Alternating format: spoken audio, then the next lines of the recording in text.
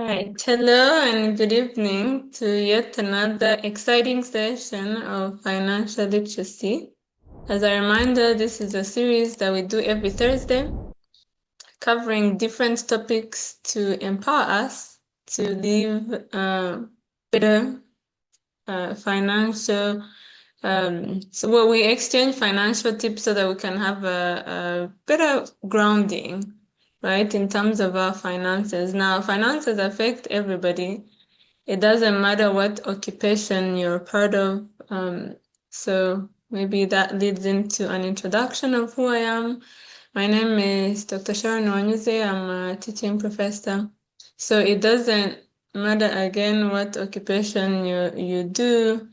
We all are affected by money and life choices in regards to how we deal with our money. And that also touches other aspects of life like health and family.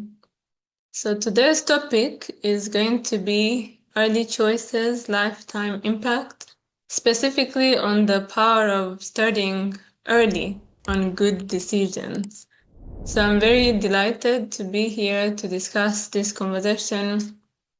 We're going to be focusing primarily on financial planning, but it's more than just numbers and budgets. We are going to be talking about how we can set intentional choices as early as possible. And today is the youngest we'll ever be. Tomorrow we are a day older, and next month a month older.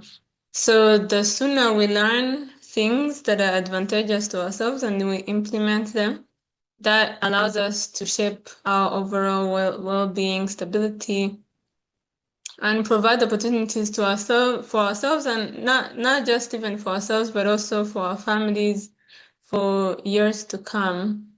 So I often say that financial confidence doesn't suddenly appear in adulthood or middle ages. We have to build it early.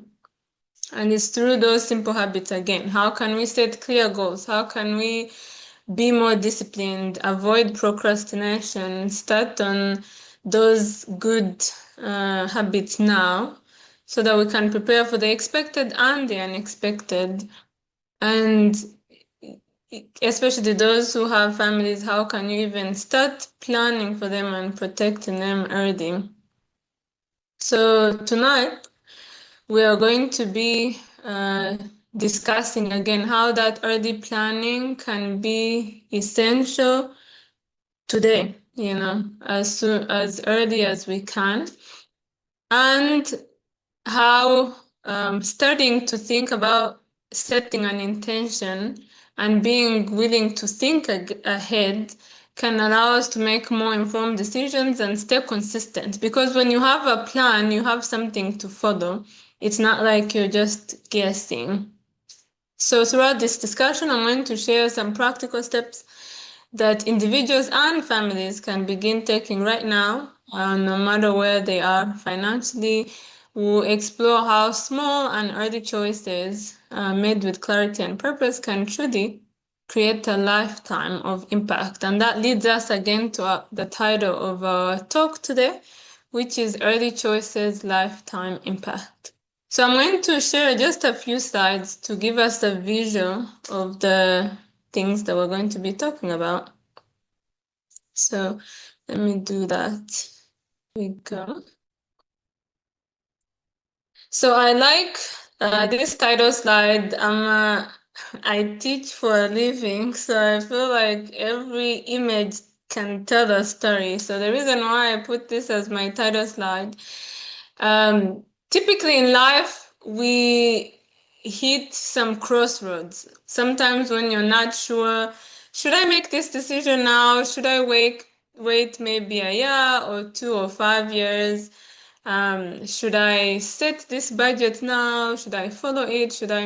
Right? So that's why I have this person with a compass, like what direction should you go? And when should you even start? What is really the benefit of taking this step right now versus waiting later? So that's what we're going to be discussing today. Okay. So just get started. And today I'm just going to share just one tool. There could be multiple tools, but I'm going to specifically just do one. Okay. Okay, so again, our focus is really engaging in financial education. So you're here today, you've made a great first step on educating yourself. We are here learning together because financial literacy, again, is essential no matter what you do or where you are. In this series, we typically learn about different topics, including, budgeting, credit, savings, investment, and insurance, whether it's health or life. So these are life skills because again, we only are able to work because we are healthy. And while we are working, we want to make sure that we can safeguard those resources so that they can take care of us when we're not able to work. So how can we learn to manage our money, avoid debt, build credit, and set a good foundation for ourselves for today and tomorrow, and understand what financial products are out there, right? So information is really power. If you have access to the right information, you get to make better decisions.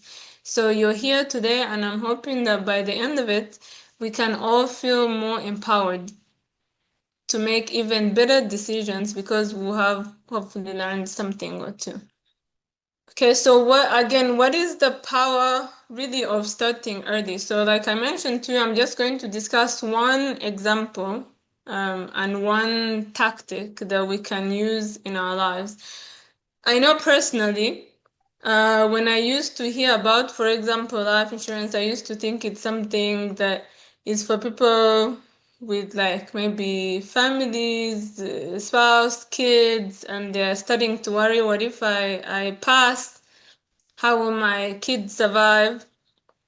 I never really thought that it's something that, younger people could talk about, or people who no longer have families, maybe with kids that are grown or, things like that. So here we're talking about, again, the power of starting early. So using life insurance as an example. When I learned that, and that's why we are here, we learn and we come back and share.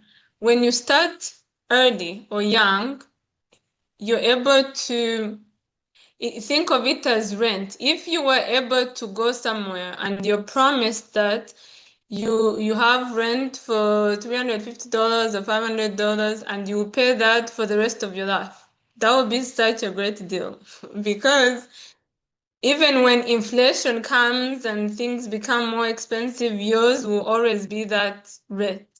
So this is the power of starting early. When you get your policy when you're young, you're able to lock in a low premium or monthly payment, and that will ensure that you're covered for the rest of your time when you have that policy. That means that even if later on you get sick, and unfortunately, or even you pass, that is still going to be the rate, even when it reaches an age where you would otherwise not qualify to even get that policy. Because I do want to emphasize that this is a privilege. When we are young, we think we don't need these services, and when we are older, those companies don't want us because we are higher liability. Because when you are, when you have sicknesses, when you're older, you most likely use up the money faster, so they are more strict in giving you this product.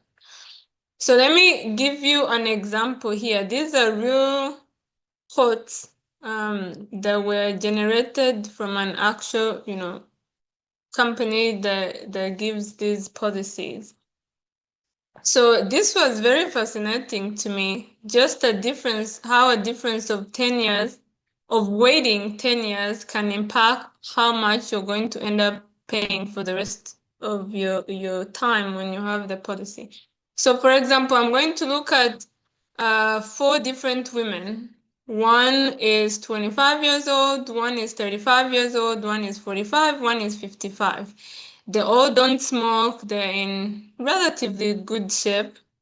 Obviously, the youngest one, probably has the best numbers in terms of health, but even the other people, nobody has, chronic illnesses or things like that. However, I want you to focus on the premium, meaning the amount they pay per month to keep their policy.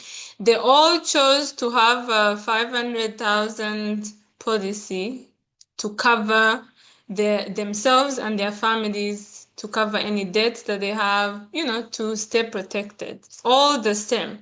But look at how the monthly payment is different. And this is for the rest of their time, right? So a 25-year-old will keep paying 170 for the same policy for decades.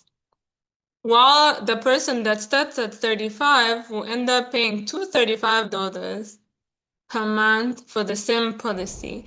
And one that starts at 45 will pay 440. So like close to 4 times the one that is 25. And then the one that is 55, oh man, this one is even crazier. So 645 per month for the same policy. So imagine 645 and 170. And for those who start even when they're older, sometimes they don't even give them that product or that policy.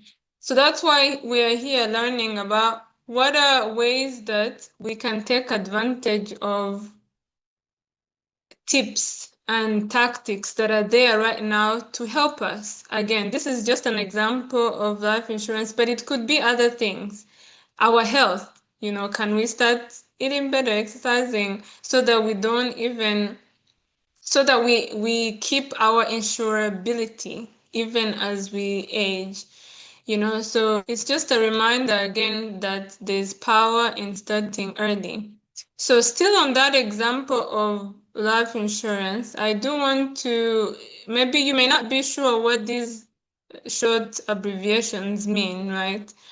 So we've seen first amount is the total that you would get in if the person got sick. So these are the sicknesses: chronic, terminal, or critical. So I'm going to define the differences of those on the next slide.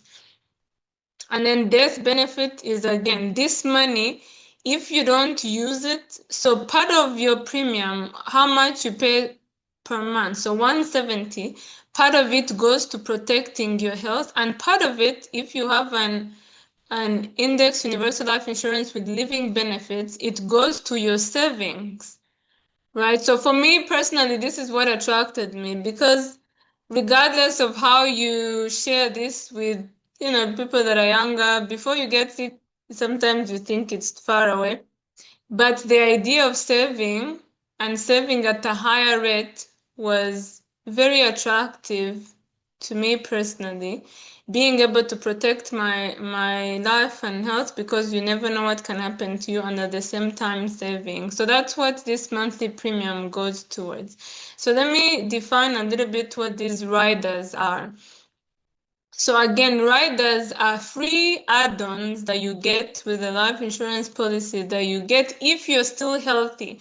So let's say if you get it when you're no longer, you don't have any existing condition like heart disease, high blood pressure, cholesterol, any diabetes. So if you don't have them yet, because you're still relatively healthy and young and you started early, you get these free living benefits, these add-ons. However, if you get the insurance policy when you're older, they're not going to give them to you. Okay, so that's why, again, we're here talking about the power of starting early. So again, these riders include its advantages of you being able to collect your money during life, so before you die. Again, a life insurance isn't just for when you die and it's for the money is for your dependents, it's for you also while you're alive. So what is a critical illness? A critical illness includes diseases like heart attack, stroke, cancer, organ transplant, blindness from diabetes, paralysis. Those are critical illnesses. And then what is a chronic illness? A chronic illness is any disease that makes a person unable to safely do any two of the following: bathing yourself, dressing yourself, eating by yourself, going to the toilet by yourself, or moving. Okay, what is a terminal illness? A terminal illness is defined as whenever your doctor gives you a note that says this person has a diagnosis that will make them less than 12 months to live. So we all know people that maybe get diabetes and they live for 10, 20 years. I have grandparents that, have not been able to do some of these activities like bathing themselves, dressing themselves, and they've been around for several years. So it's possible to get some of these and you still live for a long time. But it's really good to know that whenever something happens to you, you can still collect your money in a life insurance policy. Okay, so this is more exciting now for a person who is not sick, right? So how can you build wealth over time using this product? Because we all want the money that we work so hard for to grow at a fast rate and to help be a good foundation later on for us in life. So I specifically like this product called the Index Universal Life Insurance because it has this power to, again, your monthly payment that you do, part of it goes to this. So it's your savings is compounded. So if you ever took a basic class they required us to do in high school, for example, you learned the difference between simple interest and compound interest. So compound interest, the money grows at a much faster rate than simple interest is what typically they give us in the bank. So if you put your savings in the bank, it will take forever to grow a significant amount. Whereas if your money is in a setup or a company that gives you compound interest, it's going to grow for a longer time. Now, the key to compound interest to realize the benefits is by leaving your money there for, as long as you can. The good thing with this though is that you can still take out your money if you need it. It's almost like your own bank account, so you can take out some of that money. And the nice thing with this is that sometimes, due to the market crash, our money can incur inflation due to changes in the market. So sometimes the money value will be very high, and other times it's going to crash. Okay, so I do want to give you an example of what flow rate means. So, for example, if the market goes up 10%, your account will gain. However, if your market drops 20%, your money will not go below any point, the rate of 0.25%, meaning that that's what we call a flow rate. So your money can only grow, it's not up to a certain percent, typically like 7%, but it's not going to crash when the market crashes. So it's good, especially if you're a person who doesn't have the time or the mental willingness to devote to checking and making sure you take out your money in time, or it's almost like guesswork sometimes how the stocks and the market work. So this will allow you to just keep your money there and it will keep growing without you worrying about it losing value. Okay, so let's start drawing towards our conclusion. Now I want you to start thinking about those questions. Again, this was an example of a product that we shared, but if you have any other questions, anything that you saw, please feel free to get ready to ask. So the topic for today was early decisions or early choices, lifetime impact. So the highlight of the presentation was really what would happen if I wait, right? What if I waited and I felt more financially stable before I took this step? Or, we saw that waiting in several cases can mean higher costs later on in life and less savings because you're not taking advantage of the compounding effect early on. We saw an example where if you have a plan of 500,000 and a person starts it at 25 versus 35, 45, and 55, you see how the monthly premium or payment significantly increases with each decade. And remember that we all don't know what can happen to our health. So if for some reason you get a serious health issue, you may not even qualify for any of these.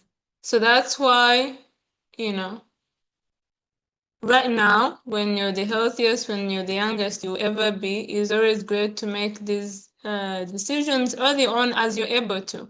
And there's always people that are willing to talk with you one-on-one. I'm one of them. If you're here, and we can also give you other contacts of people that can come listen to you and design something that you're most comfortable with. Again, something is most useful if you can sustain it over time, right? And this is just, not everything has to be 500. You can choose 200, you can choose 300, you can choose 100. Whatever you would need to be covered for. If you have a lot of debt and a lot of assets, you may want a larger plan versus if you don't really have anything much yet.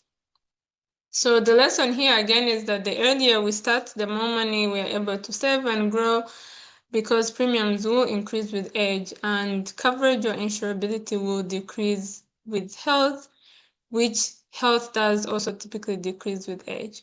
Okay. So again, if you would like to learn more about these sessions, again, we've discussed several topics, finance related. So please find our YouTube channel down here. IB Financial Literacy and Money Matters. There's different topics, things related to children or juveniles, things related to other financial products like the Roth, if you've heard of it, versus this one. So different topics that you can learn and inform yourself and make good decisions early. This is also my email address. I'm happy to chat with you if you have any other questions. Again, the goal is to learn and apply what we learn as early as possible so that it starts benefiting us. So this is now a moment for questions. We'll open up the floor. Thank you so very much, Dr. Sharon, for that eye-opening discussion. So that was a beautiful discussion. Early choices in life. It's not just in the finances, as you said. And our family's future is always shaped way before we get ready. So we might say, someone might say, maybe I'm too young, I have no family, I have no home. Why am I starting now? But the good examples you showed us right there, that is money. Every year you wait is money that you're going really to lose. You may say, I'm waiting to get more money, but if you wait 1 year, second year, third year, you're going actually to lose more than what you saved in those few years. So thank you for actually sharing those, because the decisions we make today are going not just to affect us as a people, it is going to affect our next generation as well. That was a great discussion. Thanks. Thank you for that comment. I'm glad it was eye-opening. Any other questions or comments? Feel free. I have a question. Yeah. So what should families or individuals prioritize in your opinion? Saving, paying off debt, or investing? That's a great question. What if you can kill multiple birds with one stone, right? So you've mentioned saving, investing, or basically protecting themselves. Paying off debt. A lot of people have student loans or credit card debt, and they're thinking, my income that comes in, how should I think about what to prioritize? Right. So it's very important to not put all your eggs in one basket. So if you're just with debt, it's very important to start with debt that is the highest interest. So usually things like student loans, they don't have high interest if even there's any interest. So, or like a mortgage. A mortgage is a long-term thing. If you have the debt that is most urgent to pay is like credit card debt because the interest is ridiculous. It's like over 20%.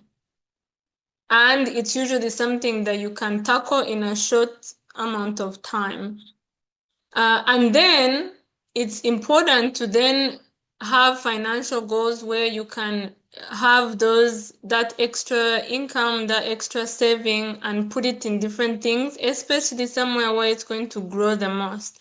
So, for example, in an index universal life insurance policy, you have two parts. One part is saving at a compounded interest, and the other part is safeguarding yourself, because say you had the house, it's still on a mortgage, still have some student debt, and you have a spouse and kids, and God forbid something happens to you, they are going to be on the streets, because if the house is not paid in a few months and the debts are piling up, like they are going to be left with nothing. However, if you had that insurance policy, the death benefit will kick in. In our example, it was 500,000. So that can really help a big, go a long way, because they can use that 500,000 maybe to finish off the remaining house payment, maybe to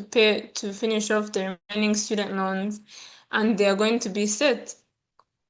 So it's very important to think about a product or a method that will help you tackle different things at the same time, while understanding the difference between something that is important and something that is urgent. So things like credit card debt are pretty urgent. So take care of those quick. And it's the low-hanging fruit and what is impacting you the most. And then other things that are slow and long-term, use your money in a way that is going to build you the most. That way you can still take care of those things as you go on in life. Thank you for that question. I think I can add on something a little bit here. So in finance, really, you don't choose one thing over another, because all those are actually very important.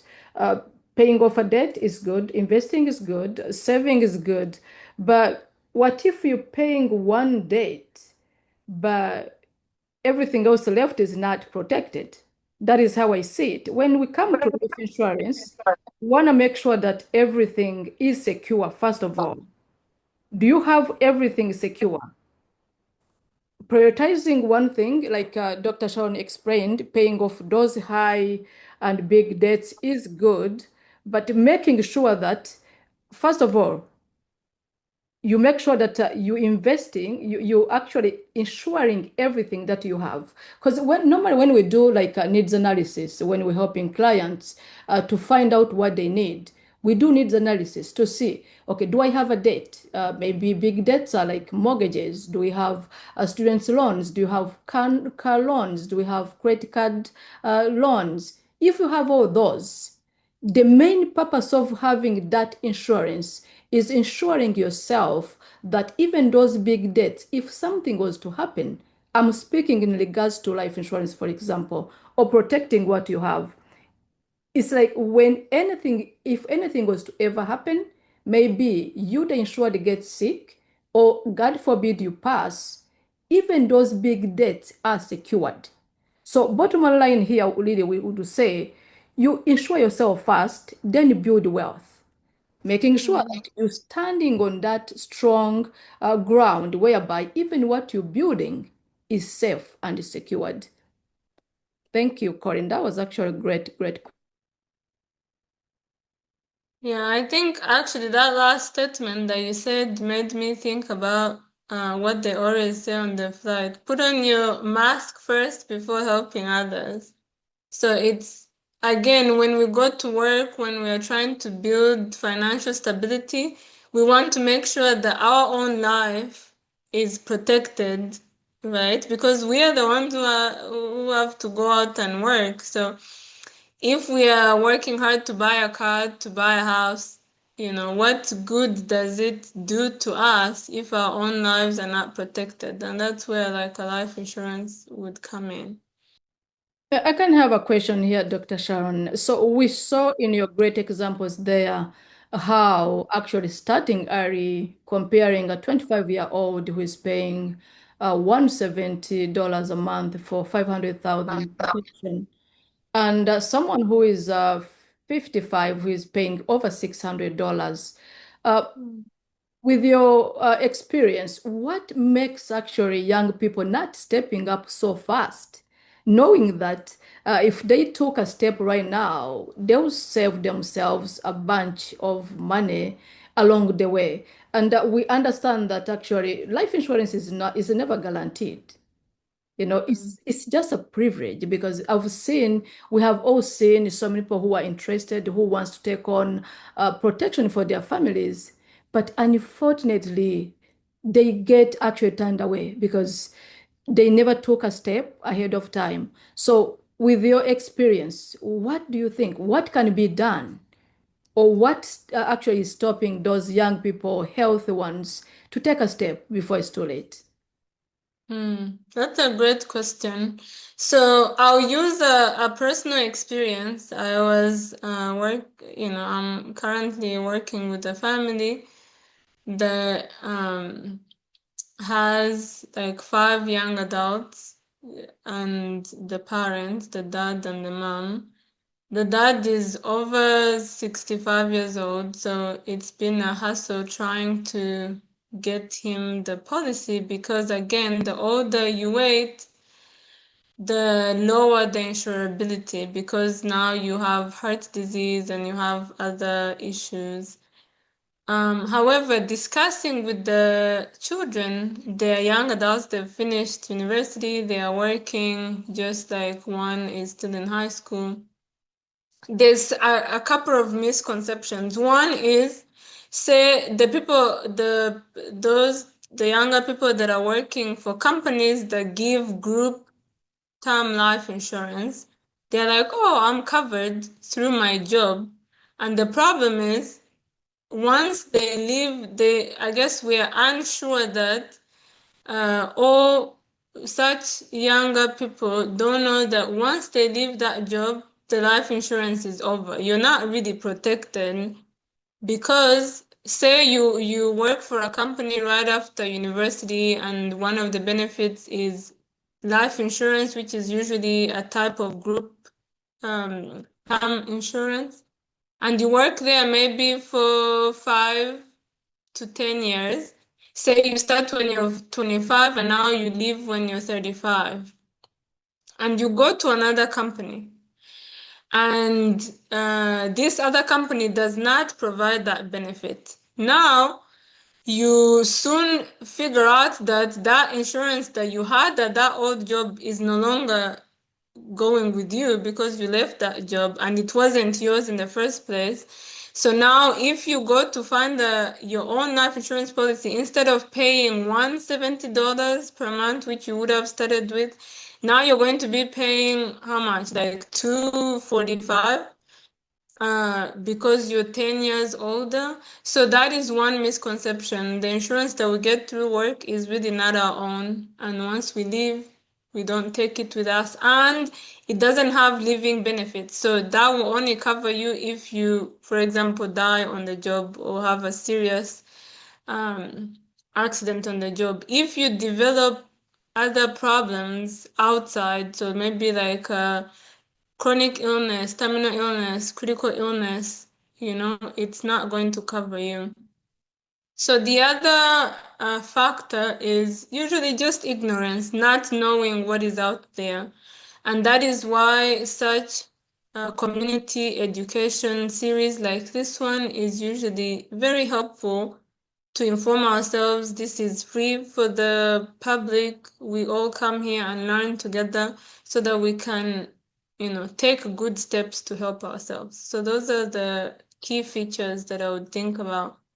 And maybe the other thing is that a lot of people, especially when they're starting out in their jobs, they think, okay, let me first build wealth, and then I'm going to think about ensuring it later. But the problem is that without protection, your entire financial,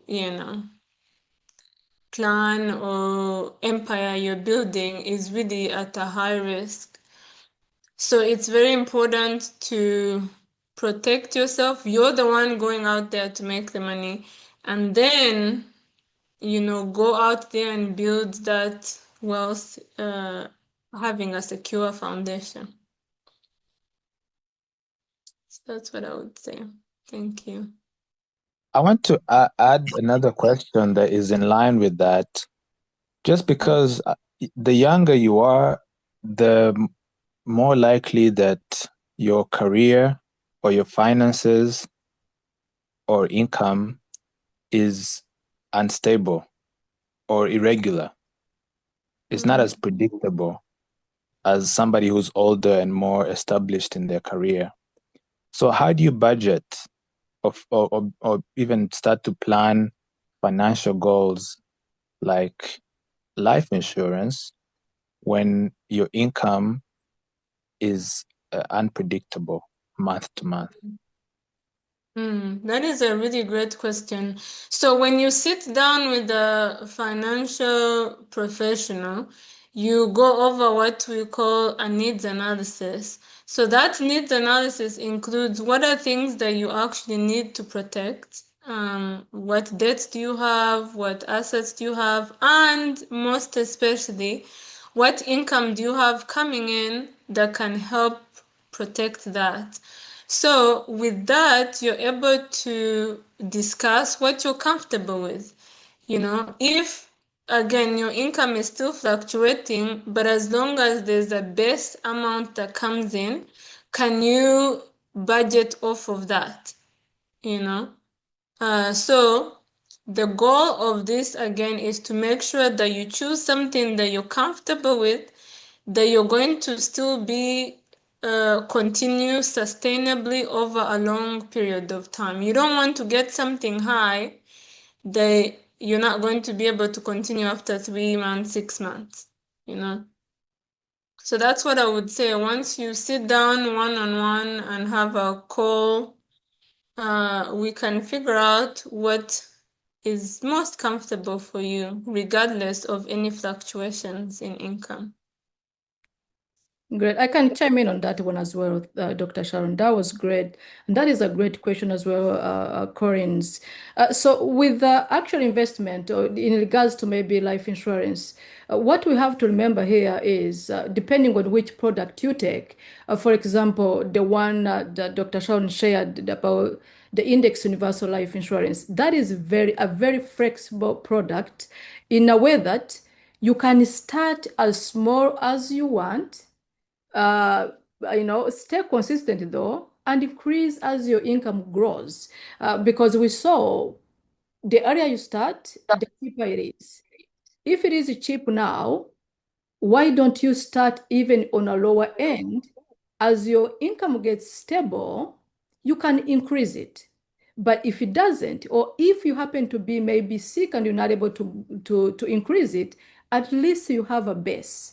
The first thing, like we need to really to encourage our people to do, is to start small. Don't compare yourself to someone who is taking $1 million protection or $2 million protection, because every family, every individual financial need is always different. What is important is actually to have that idea. You don't need a fixed salary or to invest. Saying that I have to invest maybe $1,000 or $500.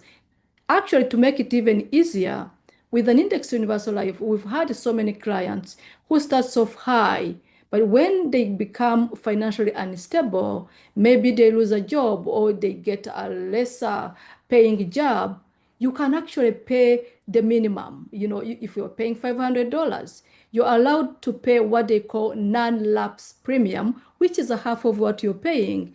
Until your income becomes stable again, you can start over and keep up with your policy. So these products are very flexible. You can increase, you can decrease as your income actually allows you to do so. Thank you for those additions. As a reminder, this is, a session to educate ourselves. Every Thursday we'll be covering different topics, different speakers. So good job coming on today. Feel free to come back every week, so that we can keep learning and informing ourselves and hopefully putting into practice what we learn, right? Because it's only useful for us to learn and implement instead of just learning and we leave things on the table. Dr. Sharon, actually, in our last discussion, thank you for mentioning that every Thursday, our financial Thursday, we have different topics. In our previous discussion, someone was asking, how much actually do I need to pay, or how much do I need, So how much do you need, or how much you can pay depends again on those pillars you showed us. The age you start at, how healthy you are at the moment. But at the same time, we have different products. It's not that there is no one particular good product. All products that are there, I tell people, start where you can afford. There is no strict product that is good or better. What is good is what you want. Like we said, every family, every individual has a different financial need. For example, we have like term life insurance. Term life insurance are as good, I tell people. Some people will tell you, oh, those are not good. But depending on what a client needs, if for me, I have, for example, a mortgage, a 20-year mortgage, and that is what I need to protect, I'll take on a 20-year term. A 20-year term, depending on my age again, everything goes with age and health. If I'm a 40-year-old female and I need $1 million protection, it's not even going to go above $70 for $1 million. If I'm that person who needs just to pay off my mortgage or to make sure that my kids are done with college, just in case something happens to me, I'm going to pick that product. I also tell my people, if you still, like the same question Corinne was asking, if you're unstable today, you're not able to keep up with a $300, $500 premium for an IUL, how about we start off with a term life insurance that you can afford today?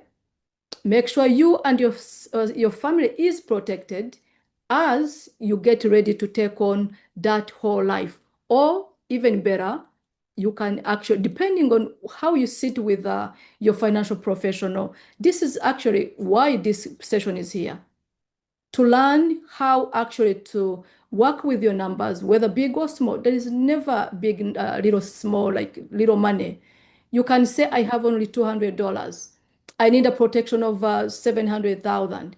Guess what? You can get both an IUL and a term and hit your goals with a lesson. You don't have to break your bank to get protection. Remember, investing is good, being protected is good, but at the same time, remember that your family will need to survive. You have to put food on the table. You have to pay the mortgage if you have a home. You have to pay rent if you have a home. So don't forget that because you need a great $1 million policy, everything is going to stop. Make sure that you get what you can afford. This is a long-term investment. Make sure that you sit with your financial professional to go through your needs analysis and actually work with you a magical number that is going to help you that is going to you're going to be able to manage without having to hustle. And if even that hustle comes, remember that those products are very flexible. You can work with the numbers that works better for you. Thank you again, Sharon, for that. Thank you for those very incredible comments and additions. So I'll give some concluding remarks here. Again, the topic today was early choices, lifetime impact. In life, generally, it's always great to keep learning, educating ourselves. And when we learn something good, it's only good if we can actually put it to practice early on, right? So whether it's financial literacy, whether it's taking care of our health, taking care of, an opportunity to study, to grow ourselves, those are all great things to take advantage of as early as possible. And we looked at a very important example during this presentation that showed how 4 different people, same product that they were looking for, but just because they started at different ages, what they had, the cost of obtaining the same product was significantly higher with every decade. So between 25, 35, 45, 55 years old. And the conclusion from that is, the time to start is now. Today, you're the youngest, healthiest you most likely ever, at least today is definitely the youngest you'll ever be.